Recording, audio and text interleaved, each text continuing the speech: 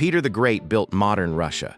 He also tortured people for weeks and left their bodies rotting outside Moscow's gates for months.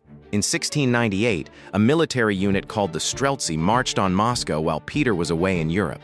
They wanted the old Russia back. They got Peter instead. He returned and took personal control of the investigation. Over the course of several weeks, more than 1,000 men were interrogated under torture. Peter did not watch from a distance. He was in the room. Then came the executions. Peter forced his own noblemen to swing the axes themselves. No one got to stay clean. Around 200 bodies were hung outside the city and left there through the winter. Here is the part that stays with you. That same year, Peter was sketching plans for new schools, new ports, new institutions modeled on the best of Western Europe. He felt no contradiction. The modernizer and the butcher were not two men fighting for control. They were always the same man, moving forward together.